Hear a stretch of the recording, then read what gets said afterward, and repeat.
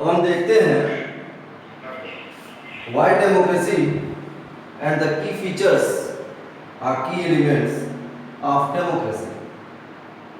तो डेमोक्रेसी क्यों जरूरी है या मतलब क्यों चाहिए होती है, ठीक है, और इसकी की फीचर्स क्या है।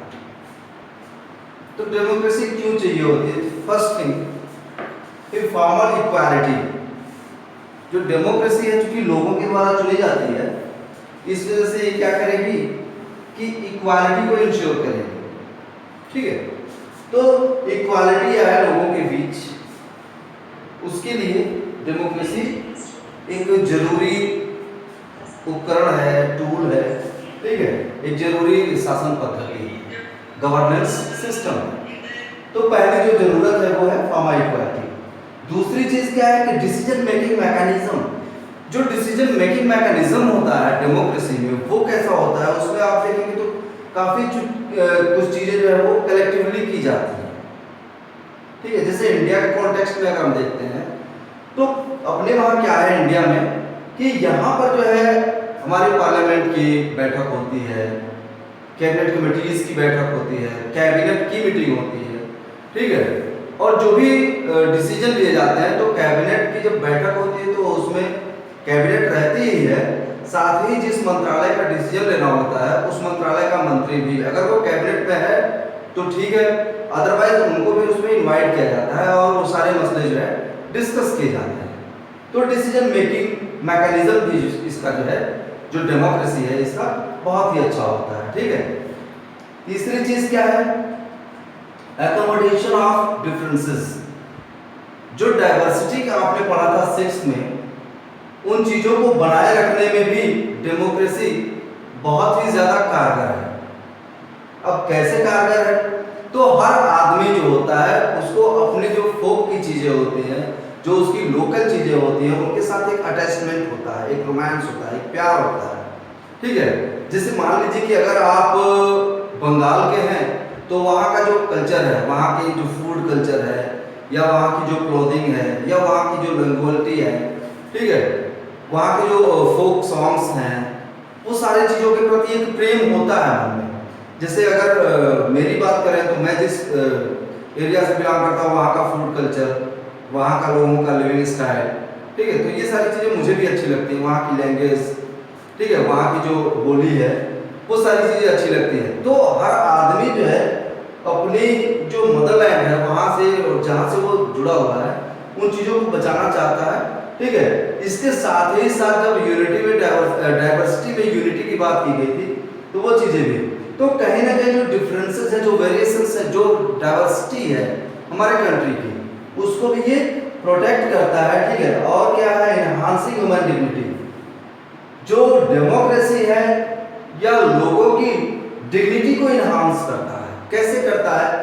इक्वालिटी ला करके, अपॉर्चुनिटीज का, जस्टिस सिक्योर करके, लोगों को जो है जो लाइफ स्टाइल है, लोगों का जो लिवलीहुड है उसको इंश्योर करके, उसमें अपलिफ्टमेंट करके, लोगों की जो लाइफ स्टैंडर्ड है उसको भी बढ़ा करके। तो इस तरीके के बहुत सारे मीन्स हैं जिसके थ्रू जो है डेमोक्रेसी क्या करती है? सोशल अपलिफ्टमेंट लाती है, ठीक है, जिससे कि ह्यूमन डिग्निटी भी बढ़ती है, ठीक है। इसके बाद से इसके मीन्स क्या है? यूनिवर्सल एडल्ट फ्रेंचाइजिंग, वयस्क मताधिकार, ठीक है। तो सभी लोग, उसमें ना कोई छोटा है ना कोई बड़ा है, ना कोई अनपढ़ है ना कोई पढ़ा लिखा है, सभी लोगों के पास जो है 1 पर्सन 1 वोट 1 वैल्यू।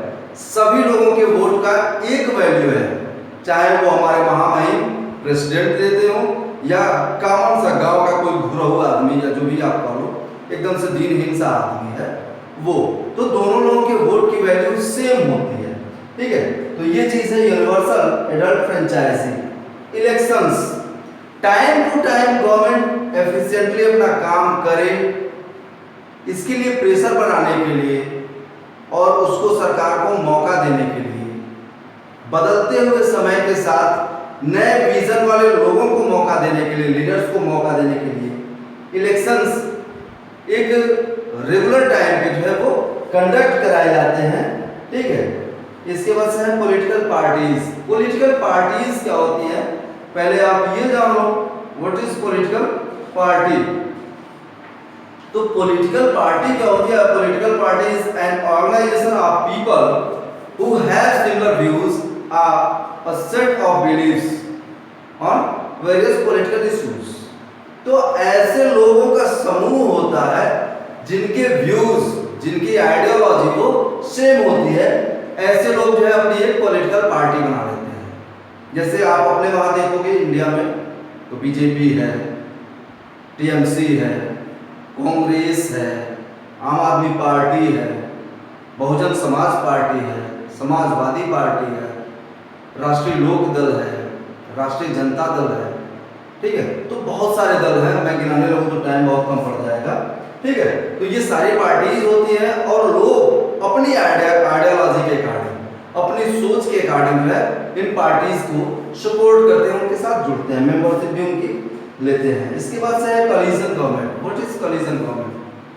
तो कोलिशन गवर्नमेंट के बारे में हम देखते हैं कि जैसे अगर इंडिया के कॉन्टेक्स्ट में देखें तो क्या है कि इंडिया में शुरुआत में ये हुआ कि आज़ादी के बाद क्योंकि लोगों के बीच एक्सेप्टेंस बहुत ज़्यादा थी कांग्रेस की, और इसकी वजह से कांग्रेस ने जो है लगातार सरकारें बनाई, ठीक है, सेंट्रल लेवल पे। स्टेट्स के लेवल पे हम देखते हैं तो कुछ स्टेट्स को छोड़ दें तो बाकी स्टेट्स में भी कांग्रेस की ही गवर्नमेंट रहा करती थी। लेकिन धीरे धीरे लोगों की आइडियोलॉजी चेंज हुई, लोगों के अंदर ये लगने लगा कि ये तो मोनोटोनी होती जा रही है, ठीक है, और कांग्रेस को भी ये लगने लगा कि हमारी जो है हेजीमनी बरकरार है, कोई दिक्कत नहीं है, ठीक है।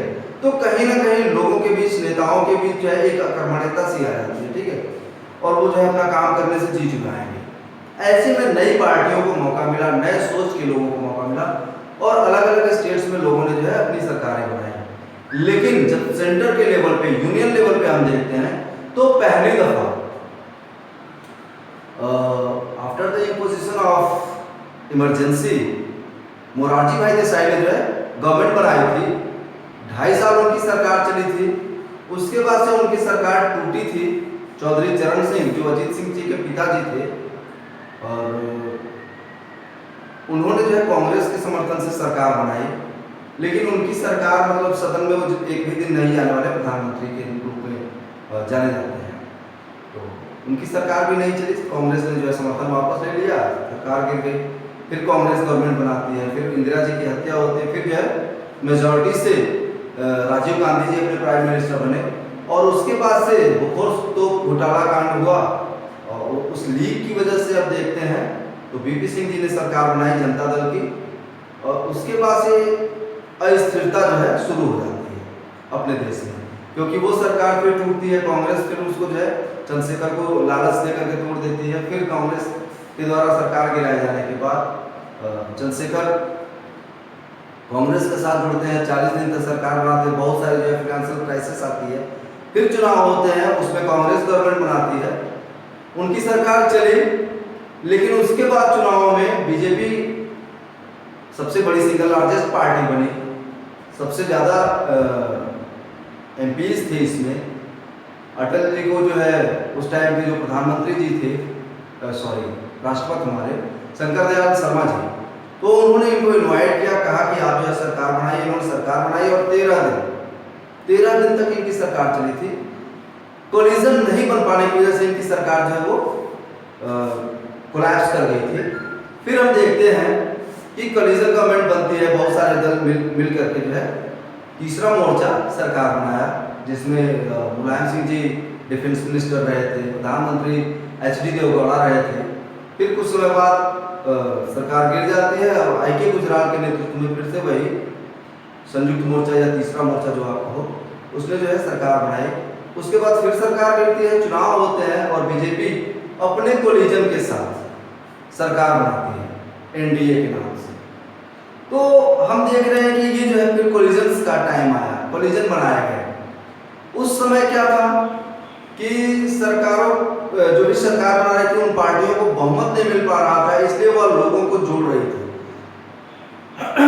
अटल जी ने जोड़ा, 13 महीने तक सरकार चली, फिर सरकार गिरी, फिर उन्होंने जोड़ा 27 दल और फिर 5 साल तक शासन उन्होंने किया, शासन चलाया, अच्छी चली सरकार, सारी चीजें सही रही।